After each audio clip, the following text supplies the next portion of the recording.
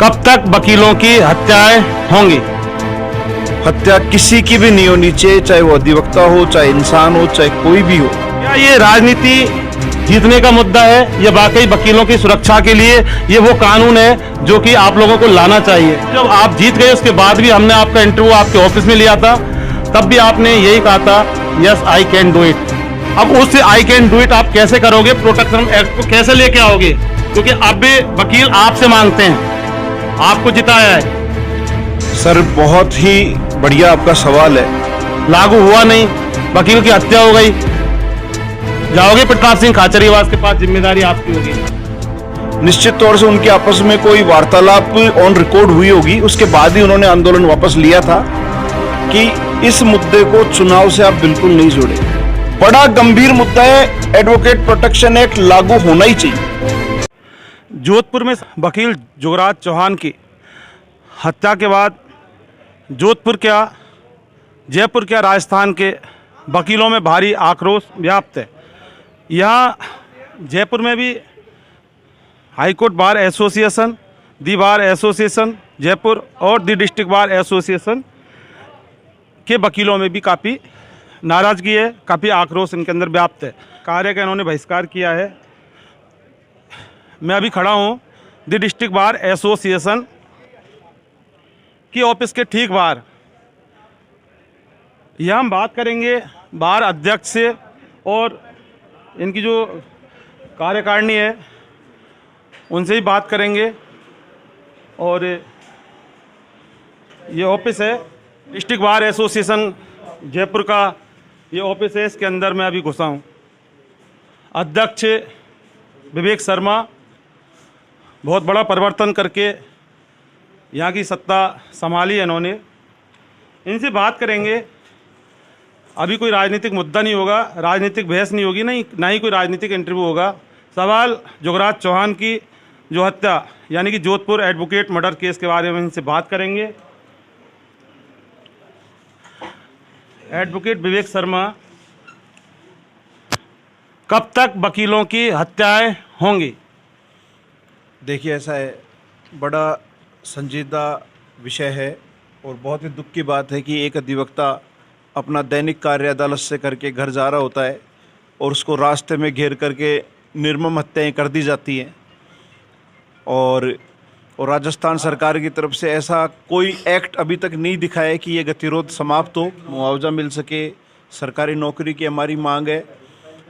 हत्या किसी की भी नहीं होनी चाहिए, चाहे वो अधिवक्ता हो, चाहे इंसान हो, चाहे कोई भी हो। इस प्रकार की घटनाओं की मैं घोर निंदा करता हूँ। राजस्थान का पूरा वकील समुदाय उद्वेलित है और इस प्रकार की घटनाओं की पुनरावृत्ति नहीं हो, इसलिए पुलिस को चाक चौबंद रहना चाहिए। और सरकार से हमारी मांग है advocate protection act as soon as possible लागू हो। सरकार एडवोकेट प्रोटेक्शन एक्ट नहीं दे रही, नहीं दिया है, ठीक है। चुनाव लड़े जाते हैं, आप भी लड़ते हैं, हाई कोर्ट वाले भी लड़ते हैं, सेशन कोर्ट वाले भी लड़ते हैं। हर बार चुनावों में एडवोकेट प्रोटेक्शन एक्ट, वकीलों की सुरक्षा का कानून, स्थायी फंड और तमाम मुद्दों की बात होती है, लेकिन सबसे ज़्यादा फोकस बनाया जाता है एडवोकेट प्रोटेक्शन एक्ट। क्या ये राजनीति जीतने का मुद्दा है या वाकई वकीलों की सुरक्षा के लिए ये वो कानून है जो कि आप लोगों को लाना चाहिए? क्योंकि आपने कहा था yes I can do it, यानी कि मैं ये कर सकता हूँ। आप जब चुनाव लड़े, वोट दे के आए, जब भी हमने आपसे बात की, हमने हर उस प्रतिनिधि से बात की जो चुनाव जीता या हारा। और इंटरव्यू जब आप जीत गए उसके बाद भी हमने आपका इंटरव्यू आपके ऑफिस में लिया था, तब भी आपने यही कहा था yes I can do it. अब उस आई कैन डू इट आप कैसे करोगे? प्रोटेक्शन एक्ट को कैसे लेके आओगे? क्योंकि अब भी वकील आपसे मांगते हैं, आपको जिताया है। सर बहुत ही बढ़िया आपका सवाल है। हिंदुस्तान की आज़ादी की पहली गोली चली 1857 में और देश आज़ाद हुआ 1947 में, तो उसमें 90 साल लग गए। तो जिस साल आज़ादी मिली तो उससे पीछे के 89 ईयर को नहीं भूला जा सकता। ये सतत प्रक्रिया है और राज्य सरकार के सामने कई सारे गंभीर सवाल है कि जो 1.25 लाख एडवोकेट एनरोल्ड है उनका प्रोटेक्शन एक्ट इस कदर प्रभावी हो कि एक्ट मिलने के बाद कम से कम इस तरीके की घटनाएं नहीं हो। इंडियन पेनल कोड बना हुआ है, IPC है, लेकिन अपराध निरंतर बढ़ते जा रहे हैं। अपराधी बेखौफ सड़कों पे घूम रहे हैं। क्राइम रेट हर राज्य का ऑलमोस्ट बढ़ रहा है।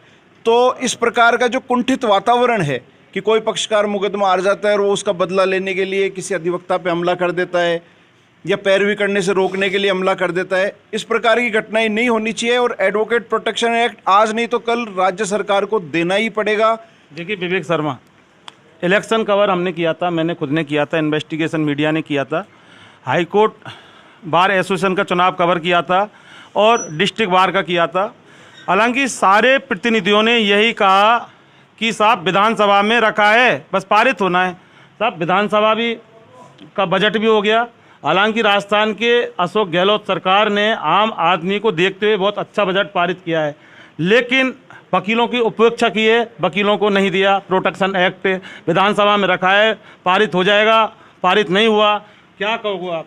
सर ऐसा है, अभी तक ड्राफ्ट बना है, प्रवर समिति के पास में ड्राफ्ट है, उसमें कुछ अमेंडमेंट होने हैं और विधानसभा का जो कार्यक्रम होता है वो विधानसभा शुरू होने से पहले ही तय होता है। इस बार के कार्यक्रम में एडवोकेट प्रोटेक्शन एक्ट नहीं था, लेकिन मुझे आशा ही नहीं, पूरा विश्वास है जो मानसून सत्र होगा उससे पहले पहले हम इतना दबाव सरकार पर बनाने में कामयाब हों कि सरकार उसको अपने कार्यक्रम में ले, एडवोकेट प्रोटेक्शन एक्ट लागू हो और राजस्थान के वकील समुदाय को समुचित त्वरित न्याय मिल सके। आंदोलन भी किया था बार एसोसिएशन के सामने, नेताजी आए प्रताप सिंह खाचरियावास और उन्होंने आश्वासन देकर आंदोलन को ख़त्म कर दिया, लागू हुआ नहीं, वकील की हत्या हो गई। जाओगे प्रताप सिंह खाचरियावास के पास, जिम्मेदारी आपकी होगी। सर प्रताप सिंह जी खाचरियावास जब आए और तो उन्होंने जो आश्वासन दिया, तत्कालीन समय के अध्यक्ष और महासचिव भी पूरी तरह कॉम्पिटेंट थे, निश्चित तौर से उनकी आपस में कोई वार्तालाप ऑन रिकॉर्ड हुई होगी, उसके बाद ही उन्होंने आंदोलन वापस लिया था। और उस समय भी यही बात थी कि जरिए सरकार ही, देखिए आपको जिससे एक्ट लेना है उसके 3-4 तरीके हैं, आप आंदोलन करो, वार्तालाप करो, पत्राचार करो।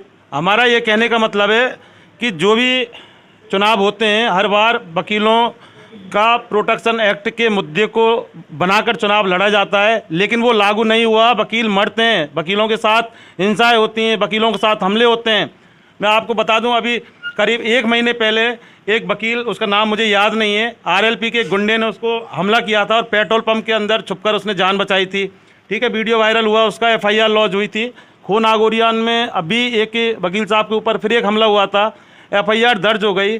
वो तो ये घटना है जो बड़ी हैं, जो सामने आ गई। छोटी मोटी घटनाएं काफ़ी सारी वकीलों के साथ होती हैं और उसके बाद ये बहुत बड़ी घटना हो गई कि वकील जुगराज चौहान की हत्या हो गई।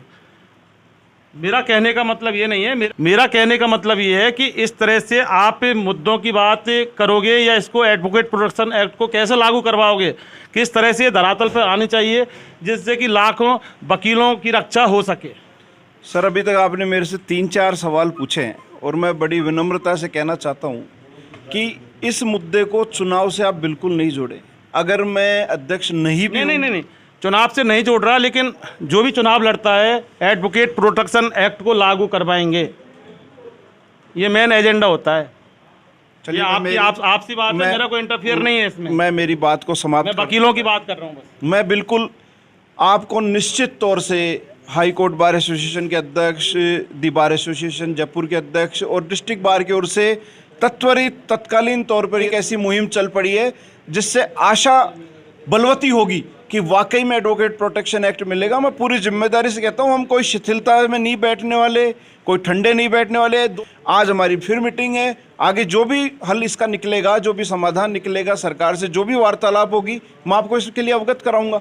और बड़ा गंभीर मुद्दा है, एडवोकेट प्रोटेक्शन एक्ट लागू होना ही चाहिए। ये वाकई बहुत बड़ी बात कही है। विवेक शर्मा इस बार के अध्यक्ष हैं, परिवर्तन करके आए और वकीलों में काफ़ी जोश था इनको लाने के लिए, और जवान हैं, नौजवान हैं, यंग हैं और मेहनत करते हैं काफ़ी, और वकीलों के हितों के लिए हितार्थ रक्षार्थ सब तरह से तैयार रहते हैं। सबसे बड़ा सवाल कि आम जनता को न्याय दिलाने वाला वकील अगर इस तरह से सरेआम सड़क पर हत्याएं होती रहेंगी तो सिस्टम, समाज कहीं भी सुरक्षित नहीं रहेगा। पवन कुमार के साथ इन्वेस्टिगेशन मीडिया के लिए मैं जितेंद्र शर्मा।